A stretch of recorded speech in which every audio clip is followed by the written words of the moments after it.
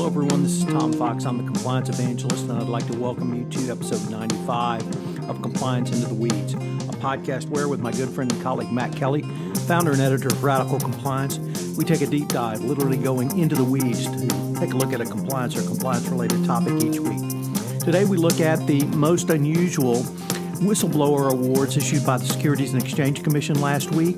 They certainly broke the mold for factual background on the awards and the reasons for waiver of certain requirements. I think you'll find this a fascinating discussion. Compliance Into the Weeds is a part of the Compliance Podcast Network. Hello, everyone. This is Tom Fox. I'm the Compliance Evangelist, and we are back for another episode of Compliance Into the Weeds, where with my good friend and colleague Matt Kelly, founder and editor of Radical Compliance, we take a deep dive, literally going into the weeds to talk about a compliance topic. And boy, we have one today to geek out on. It is the recent SEC Whistleblower Award of $54 million to two persons announced last week.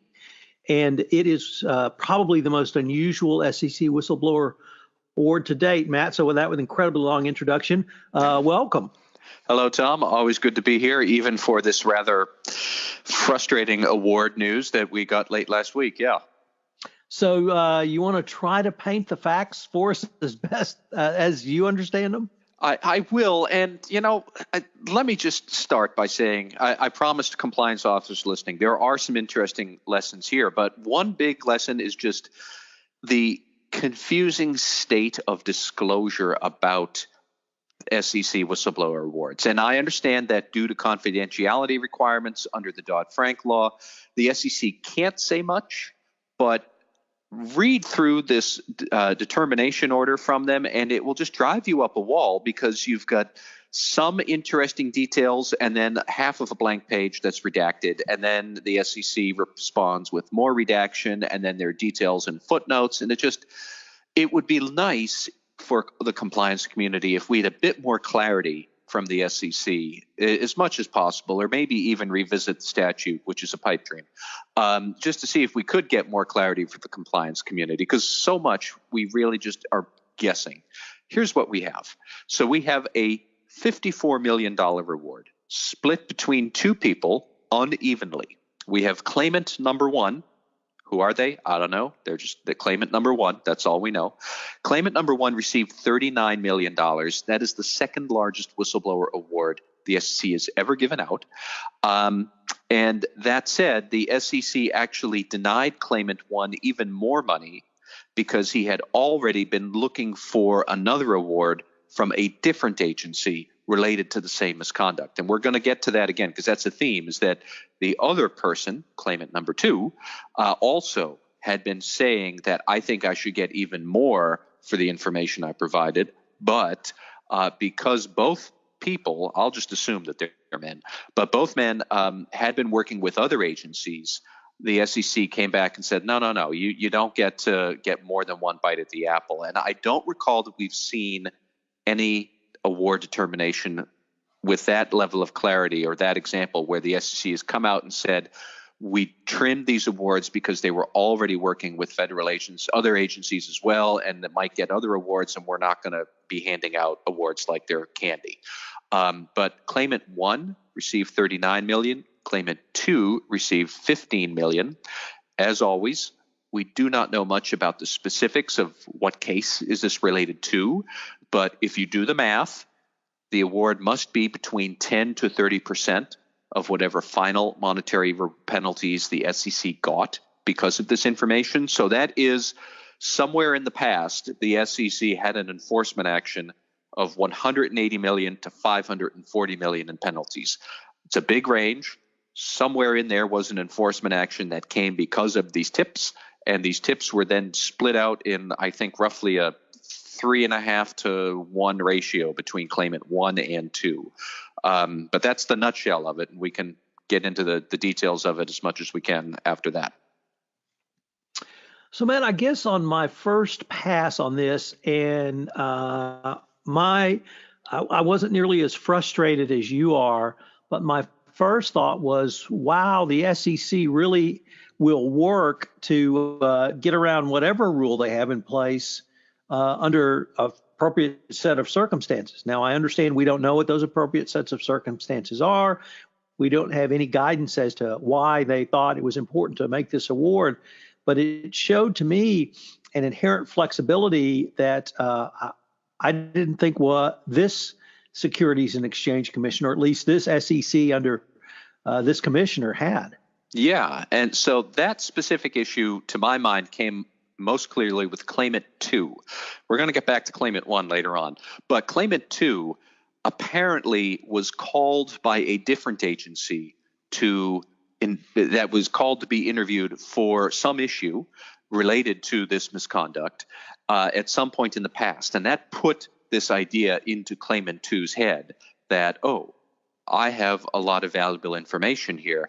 I should go to the SEC about this too.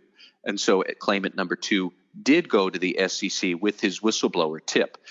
Would he ever have done that if the first agency, we don't know which one, if that first agency hadn't called him in for an interview?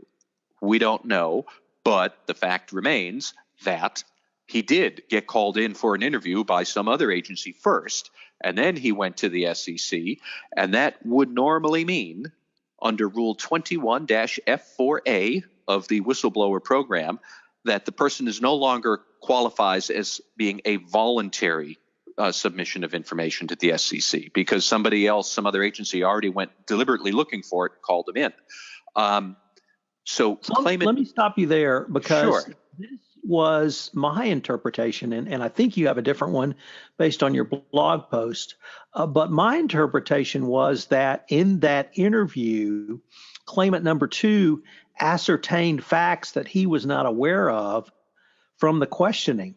And from that, he was able to put together with what he had information that he then took to the SEC, so that it wasn't the fact that he was interviewed which led him to think he had a potential claim, but it was actually the interview questions from the sister agency or other agency rather that gave him enough information to package it for the SEC. That may be true, and this gets back to my earlier point that these determination orders are awfully convoluted. If that is the case, it still holds that the first interview, put the ball in motion and put the idea in his head that I should go look for this information, and he's found it, and then he went to the SEC. And Claimant 2 did try to say that rule did not apply to him because the other agency apparently didn't direct its request specifically to him, and then he cited several supporting factors, which, this is what drives me nuts, were redacted from the determination order. So he came up with all these reasons why the rule shouldn't apply to him, and then the SEC said, no, the rule does apply to you. The rule specifically says a person must offer his or her tip before the commission sends a request, an inquiry, or demand to him looking for information. And is it the commission specifically? Is it all agencies? You can take this up, but he tried to say that the rule did not apply to him. The SEC said, actually, the rule did, but why did it apply to him? We don't know, because the SEC's response was redacted. And then what was there, and this is what drives me nuts, is the SEC said, at the same time, we recognize that the specific concerns animating Rule 21F are not present under the unique circumstances of this case, and that relief from the strict operation of this rule is appropriate. So basically, he came up with an argument. They shot it down, said, no, you are responsible, but given the special circumstances, we're going to waive it anyways and give you this money. I don't know what lesson that tells compliance officers that is useful beyond what you said, Tom, that the SEC shows a very breezy willingness to deviate from its rules if it thinks that is in the best interests of its position or its case that day. But we have no actual fact pattern to try and figure out how we might fit that into our own compliance regimes. And that's what really exasperates me. So if we could maybe go into the veiled land of the future, using this case as a guide, when the proposed rules came out that you've commented upon and asked indeed for others to comment upon, it seemed to me one of the things they were trying to do was put a top-end cap on the very top awards. and reduce those down. And here we have a case that seems to be creating the availability of a award when the rule would specify that the claimant didn't meet the requirements. And so I'm wondering, is there a cognitive dissonance in those positions, or am I just reading way too much into two very disparate things? Well, I think that there is some dissonance here, because this point about the cap on large awards, and the cap that is proposed is $30 million. Well, that would apply to claimant number one. Now let's get back to him and what he had done. Claimant number one apparently was unreasonably delayed in reporting his tip to the SEC. But the information subsequently was so valuable that the SEC decided it was going to be worth $39 million anyways. He also apparently won points with the agency because he provided ongoing assistance to the enforcement division, including traveling on his own dime to meet with the staff on multiple occasions. So look, people, frequent flyer miles, that's why you save them up, so you can do this kind of a thing. But it makes me wonder if, was he somehow being supported by plaintiff lawyers who were looking for a large award in the future? That's total speculation on my part. But there are groups out there that invest in whistleblowers and cover their expenses now on the assumption that they will get a larger payoff later on. That is what happened here. In theory, he was unduly slow in getting his information to the SEC, but they said, you know what? Stuff you're giving us so good, we're going to give you $39 million anyways. So again, we have these a willingness to make exception requests pretty frequently. And that, I think, is difficult to square with the proposed cap, where the SEC chairman, Jay Clayton, was basically saying that large awards don't serve the interests of the SEC whistleblower program. Well, first, you don't really say why they don't. I don't see why they don't hurt it or harm it. But even if that is all true, you still have an agency here that just chucked all those principles out the window and said, in this particular case, we're going to give you $39 million anyways. And then they also had claimant number two, who basically they said, normally you wouldn't get this award because it's not voluntary, but we're going to give it to you anyways. There is a dissonance here. You're right. Well, this just was fascinating on so many different levels. Is there really anything that we could call out for the compliance practitioner who either may become a whistleblower or conversely would try to take some of the information from a whistleblower award and incorporate it into his compliance program, or this is just too unique?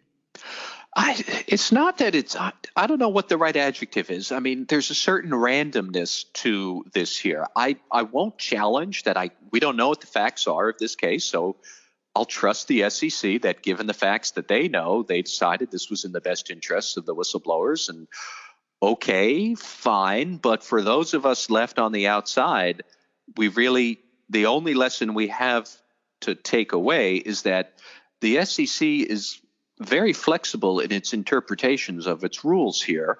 And I'm sure that can be a bit frustrating to people who are trying to kind of glean out some lessons that could apply broadly. I don't know that we have them here. We might, but we'll never know because the facts are not present. The only other issue I would want to raise is, by coincidence, the day before this award came out, I had done another post about the state of the whistleblower reforms. They're out for public comment until September 18. And so I looked at what are the comments that were coming along so far. And probably to no surprise, there's a lot of governance activists out there who are not happy with the proposed cap. But what really stuck out to me was one point raised by a whistleblower law firm of Cohn, and Colapinto, that they said that this could be a serious issue for those people who had already submitted whistleblower tips in the past, assuming that there wasn't going to be any big change like a cap on potential payouts. And now their tips are in the system, they're being reviewed, but the possible benefit of it has changed. And Cohn and Colapinto said that could be a violation of their due process rights, which screams out to me as a big red flag. Somebody somewhere is going to haul these reforms into court should they actually pass. And we did just get a new SEC commissioner impaneled last week, Elad Roisman, I believe his name is. But he is a Republican commissioner. Republicans are back in the majority now. If they really want to do these reforms, now they can. And suddenly I'm wondering, is a legal challenge that much more plausible? Because you hear language like that, and the Republican leadership can push this through if they want. Which is a shame because the cap may or may not be a good idea, but I think many of the other reforms are good ideas, and I'm not sure what might get challenged where, but this could still be a very sticky situation for a while. Well, Matt, it's a fascinating case. I'm not quite sure what to make of this, if this is a one-off or if this is something that people need to study so that they might try to follow it, but it's certainly very interesting. It is indeed. So I've been visiting with Matt Kelly, and we've been talking about the SEC Whistleblower Award last week, the $54 million to two claimants. Matt blogged about it in a appropriately entitled blog post, $54 million SEC Whistleblower Award. So Matt, as always, thanks. I look forward to what we come up with next week. Thank you, Tom. Hello, everyone. This is Tom Fox again. I'd like to thank you for listening to this episode of Compliance Into the Weeds. I hope you'll join us again next week where Matt Kelly and I take a deep dive, literally going into the weeds for a compliance or compliance-related topic. Compliance Into the Weeds is a part of the Compliance Podcast Network.